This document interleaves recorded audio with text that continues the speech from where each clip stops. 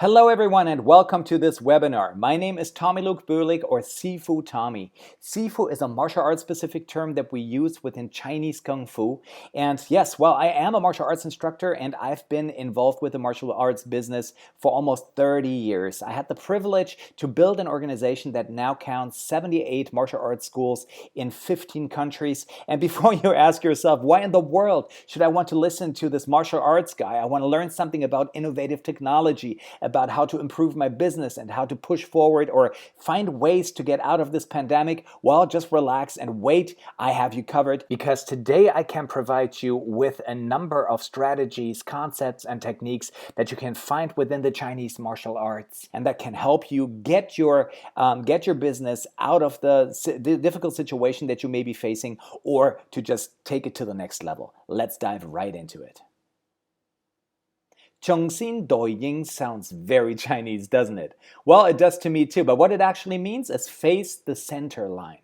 In a martial arts context, this means when we face an opponent, we want to face him frontally so that we are able to have the chance to use both our arms and our legs to fight him. Imagine if you would face your opponent sideways, then you would only be able to effectively use one of your arms and one of your legs. So you want to make sure that you really play out to your full potential. In a business context, this could mean that we should not hide from a difficult situation. And boy, what a difficult situation are all of us facing at the moment, but instead to face it boldly. Facing the problem gives us the chance to find creative ways to overcome it, and that's exactly where I see my job today, to provide you with strategies that you can use to take your business to the next level and to thrive despite the meager circumstances that we are facing right now. There are three areas of a successful defense from a martial arts point of view. First of all, there are areas that we have to protect. Then there are situations that make us pivot, that make us change situations that may otherwise, go to our demise, lead to our demise. And then there is the actual attack that will finish the situation in our favor. Let's take a look at number one. In order to survive this pandemic or any given crisis, we have to protect the most important aspects of our business. What are those? Well, I'm going to go into them on one of the next slides. Second, pivot. I'm pretty sure that there are standard procedures that you have in place in your business that don't work very well at the moment. And if you keep focusing on these areas, not only will they not lead to success, but they may even sink your ship. So we have to adapt in order to pivot aspects of our business that could otherwise sink our ship or lead our business to demise. And thirdly, we have to come back strong. We have to attack and find ways to attack in order to thrive even in times of crisis like this one. So let's take a look at the areas of your business that you really should protect. First of all, the most important part is your finances. Finances are the oxygen to your business. If your business does not make any money, then you are taking away the oxygen that it needs to live and it will die. So in order to get a nice overview over your finances, what I want you to do is to engage into a nice little exercise that may seem a little bit third grade to you, but it actually has quite a lot of value. First of all, I'd like you to arm yourself with a red, a yellow, and a green crayon, and then to print out your bank statements and color in green everything that you absolutely have to pay. This may be things like your car payment or your mortgage for your house. Then in yellow, I want you to color everything that is a maybe. What are the subscriptions that you don't really use and that you could part ways with? So color these things in yellow. And then finally, the what the freak situation is all the things that you were not even aware of anymore that you still paid them. Color those in red and make sure that you cancel these contracts as quickly as possible. And then ask yourself, how much money were you able to save simply by performing this exercise? I know it's been very, very valuable to me, so I'd like to encourage you to do the same thing so that especially in a pandemic right now, like this one right now, you have nice overview over your money and you know what you can do to improve in that area. The second part is your team. A second area that you really have to protect is your team, because the team is what gives you mobility. First of all, you want to look at the high performance employees that you have, and you want to make sure that you keep them by any means necessary. So what can you do to keep those high performance employees? And then secondly, I want you to consider how much longer can you afford to pay other employees, those people that don't perform at a very high level, and then ask yourself, what am I going to do with them when the time comes that I'm not able to pay them any longer?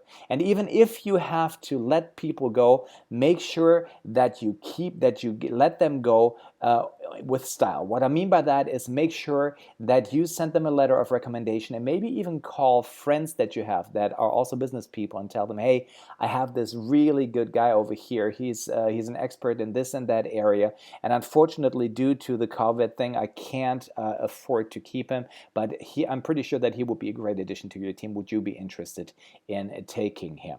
So that you really keep a nice plan for these people as well, and ask yourselves, what are the things that you can do right now to keep the performance of your top people high? What else do we have to protect? Well, we have to protect our best customers, those people that you had contracts with for a long time and that ensure your survival. Ask yourself right now, what is it that these people need in these difficult times? What do they wish and what do they long for? And then ask yourself, after you have asked yourself what they need and what they wish and long for, ask yourself, how do they need it right now? How do they wish for or long for it? And then finally, how can you increase your efforts in order for your customers to keep working with you even during this crisis? In other words, how can you make yourself valuable for them? Next, what are the areas of your business that you have to pivot? In other words, what are the areas that you have to change, that you have to adapt? If you keep sticking to standard procedure, it may sink your ship. So where can you change?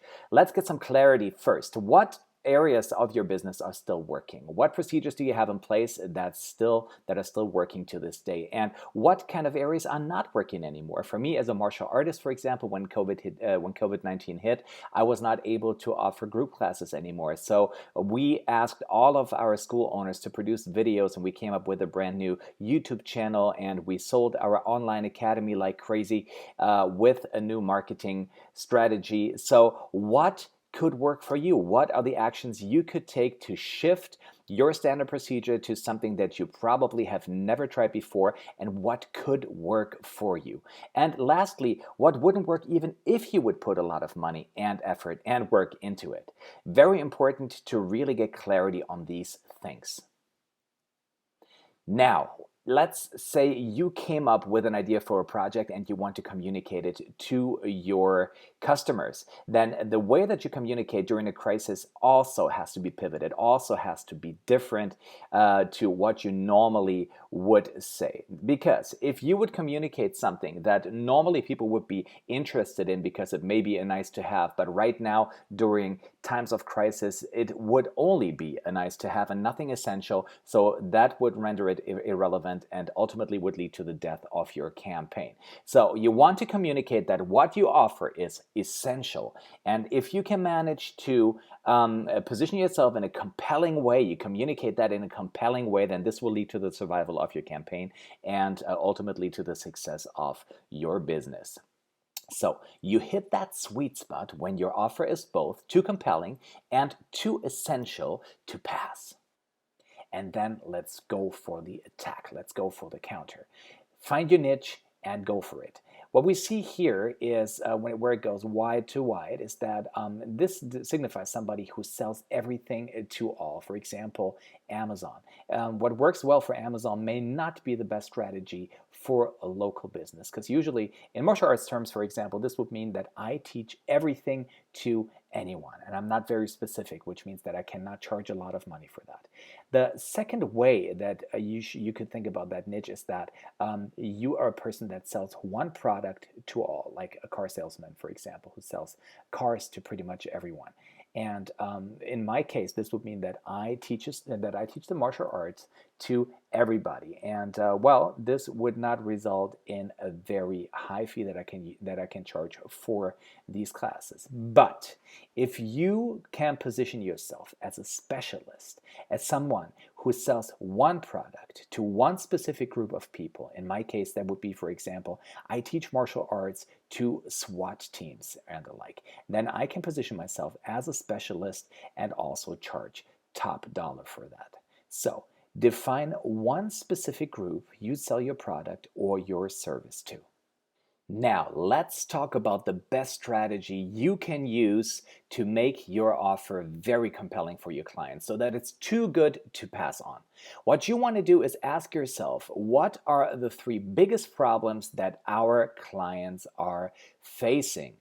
Let me give you an example from a martial arts school. Our ideal client, as long as we teach kids classes, are affluent parents that can actually afford our classes that want to keep their kids bully-proof. I live in Germany at the moment, and the industry average that people pay monthly for martial arts classes over here is 35 euros. There are schools that charge up to 60 or 70 euros, but you can also find martial arts classes for as little as 5 or 10 bucks a month. We are on the high end of this scale, charging all the way up to 120 bucks, which for Germany is very, very expensive. I know that people charge even more in the United States, and there is no reason that you could not go with a higher price for your offer as well. How can we afford to charge that much? Well, we don't just communicate to the parents that we teach their kids how to kick and how to punch. We tell them that we remove fear, we strengthen confidence, and we dramatically improve their health and fitness level, because these are the three biggest problems that we found out that our community has. The first is that they wish for more self-confidence, and we have a number of things that we can do in order to help them accomplish that goal. First of all, we have self-defense techniques, and the more you know that you can defend yourself in a difficult situation, the more confident you will go into that situation. We have life skills training, which means we speak to children about moral values and about self-improvement and self-development themes. Then we have a rewarding program that rewards every time were able to push through a limitation, and all of that obviously does wonders for self-confidence. The second problem that we defined for our audience is fear. So we use a lot of role play in order to make them secure, and we use sparring training, which removes fear after a while. And of course, we don't just kick them into the cold water, but we have a gradual increase in intensity when it comes to their training. So we start out slow, and then we increase that intensity and the speed that we work with them. And then the third problem that we defined was health. The people care about the health of their children. So we included full body workouts into our classes. We have meditative aspects where we sit down and focus and we breathe. And then we also have stretching exercises, and all of these things are very beneficial for your health. So this is how we defined the problems that our audience has. How about your clients? What are the biggest problems your clients are facing? I encourage you to take out a piece of paper and your pen and then run through this exercise.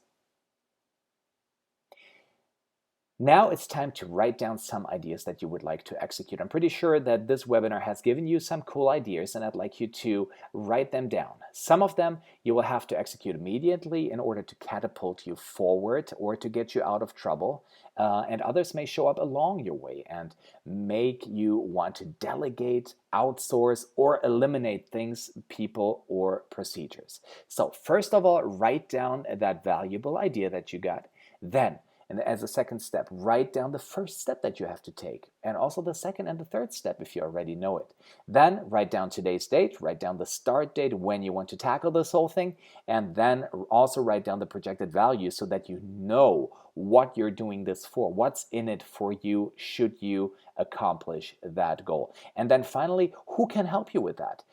Browse the internet and check out your smartphone, see who you can call who already has done these results that you really want, who has achieved these results, and how can they help you. To wrap this up, let me encourage you to develop a martial arts mindset.